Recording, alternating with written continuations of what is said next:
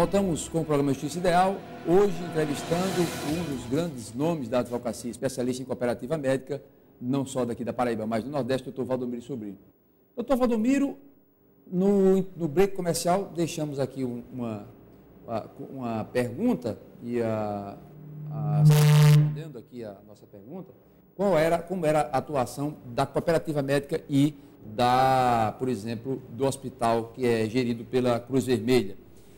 A questão do PCCR em relação aos médicos, que há tanta polêmica, o que é que o senhor tem a falar sobre isso? Olha, talvez o PCCR seja o que... A grande forma de melhorar a saúde na Paraíba seria um PCCR da forma de carreira de medicina. Certo. Você se forma em medicina, você se especializa, então você vai ter... Me permita, o que é PCCR? Perdão. É porque a gente é da área, mas as pessoas não entendem. O que é PCCR? Nesse caso seria o PCCR, é o plano de cargo, carreira, salário e remuneração da categoria. Né? Há uma grande diferença do PCCR e do PSR, né? Que é aquele processo seletivo. Né? No PCCR, realmente é para a gente formar carreira de médicos. Os médicos, eles deveriam ser contratados através de concurso público. Isso existe uma polêmica muito grande com o Ministério Público do Trabalho. Mas o que acontece? Sem um processo de um plano de carreira e salário, o médico não é incentivado a ter essa carreira na gestão estadual. O médico ele não tem a carreira de médico como juízes. Hoje no estado tem carreira de juízes. Então você vai de comarca, você interioriza a saúde, você consegue levar a saúde para a população do interior e trazer esse médico experiente para a capital depois de um certo tempo. E a capital ficaria como centro de referência dos casos mais graves. Então isso aqui é uma das reivindicações, no caso dos médicos, seria isso? Não, esse seria uma das soluções. Como não existe um PCCR que seja atrativo, os médicos não têm também o interesse de fazer um concurso público. Não é só a questão dos dois vínculos. E Ricardo, como é um cobertor curto, nós temos aí poucos médicos para uma demanda muito grande, o que acontece conosco? Se a gente fizer um concurso que seja atrativo para os médicos do Estado, que exista uma forma dele não ser retirado do local, justamente as mesmas garantias que um juiz tem, por exemplo, o médico iria seguir carreira estadual. E o município? O que é que iria acontecer com o município? Faltariam médicos, quer dizer, esse problema vem da base. Não é que há uma fraude a serviço público, não é que há uma tentativa de burlar a legislação. Não há nada disso. Isso é uma escassez de mão de obra, isso é uma limitação da quantidade de vínculos públicos, isso é um sistema de saúde completo, isso é educacional. Nós temos um problema educacional no país de formação de médicos e especialistas para hospitais de urgência e emergência. Médico, em geral, é difícil formar, mas médico especialista para urgência e emergência é mais difícil ainda. Você só consegue formar 100 neurocirurgiões por ano no Brasil. 100. É muito pouco. Nós temos uma quantidade de acidentes... É muito pouco. Doutor Ricardo, nós temos uma quantidade de acidentes de motos que beira... as estatísticas são de guerra. Nós temos jovens... sendo amputados, morrendo, né? Numa quantidade semelhante às guerras. Fala muito disso também, viu que eu sou motoqueiro. Fomos, né? Você também Fomos motoqueiros, motociclistas, né? Aí a gente fica assim, não, eu sou motoqueiro, sou motociclista, não, eu sou motoqueiro mesmo. E há uma estatística de guerra hoje. Os hospitais estão lotados com essas pessoas. E nós temos poucos médicos para atender. Ortopedistas, nós temos 60 aqui em João Pessoa, e ortopedistas jovens, esses que começam... Porque um médico, ele não se forma agora. Verdade. Um médico, ele começa a estudar para um vestibular, que é dificílimo, ele sai da universidade, vai para a residência, especialização.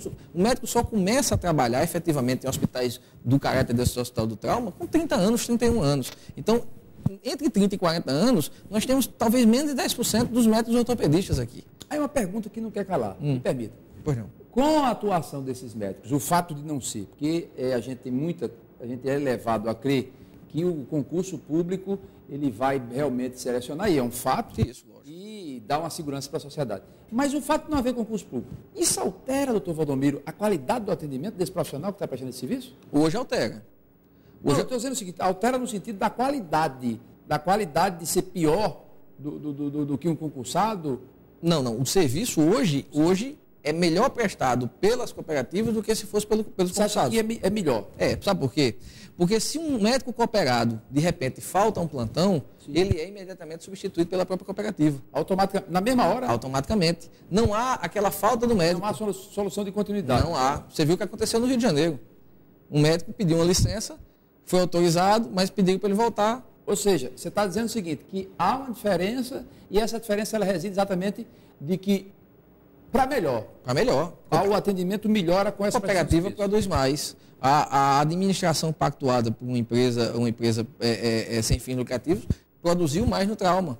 Quer dizer, há certos tipos de gestão voltadas para o hospital público que exigem uma celeridade no atendimento como o hospital de trauma, tem que ser desburocratizado. Essa é a palavra.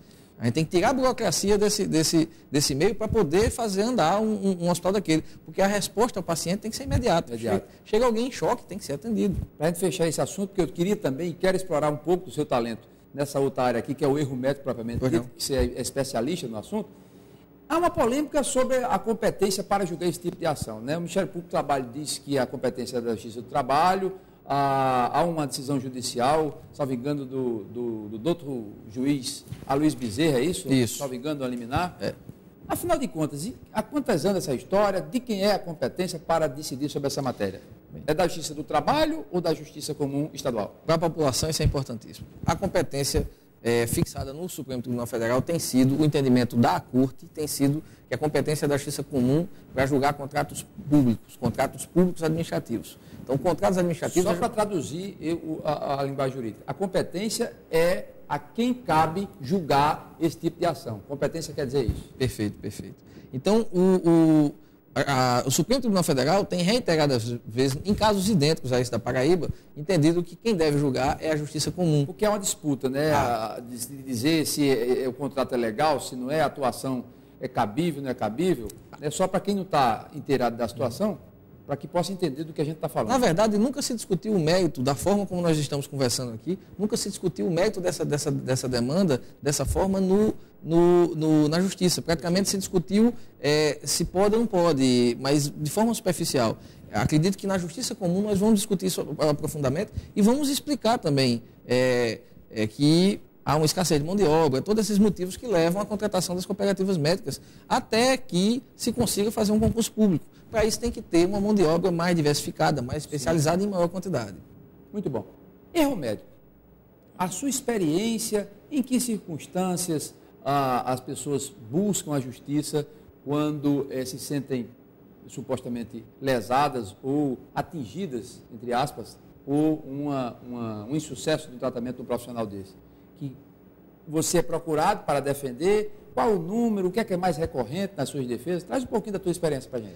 Olha, estatisticamente, e até tanto o nosso escritório, como estatisticamente também de todas das instituições de proteção, de erro médico, essas coisas, todas elas são voltadas para ginecologia, obstetrícia, realmente é o caso mais recorrente. Há uma preponderância? Há uma quantidade de ações, não quer dizer que é uma quantidade de erros. Né? A maioria fala de ações. De ações de demandas em cima de obstetrícia, ginecologia, os nascimentos. Sim. Porque o nascimento de uma criança, geralmente, ele é muito... tem pessoas que falam do parto humanizado, mas pode haver uma complicação e essa complicação realmente gera muitas ações de erro médico. E ortopedia também. Ortopedia. Talvez um dia que podemos ouvir um ortopedista falando, ele explica que nenhum osso que for quebrado, ele retorna para o mesmo lugar. Às vezes há um pequeno desvio, então, às vezes por causa do desvio, o paciente acaba entrando com ação e demanda ao médico, acreditando a ele erro médico. E o pior, muitas das ações de erro médico que têm chegado ao nosso escritório, de acusações de erro médico, são voltadas contra a atuação hospitalar. Não propriamente quanto ao ato médico. É uma internação que demorou, é um equipamento que não funcionou, é um hospital que não atendeu, né? Sim. E aí entra o médico, entra todo mundo e vai responder na justiça. Às vezes você tira um médico do plantão para prestar um depoimento e esse médico deixa de estar atendendo, salvando uma vida para prestar um depoimento de algo que ele não teve nada a ver. Se me permite, eu faço registro aqui que os médicos brasileiros, eles estão no nível de preparo dentre os melhores do mundo, né? Isso é verdade, né?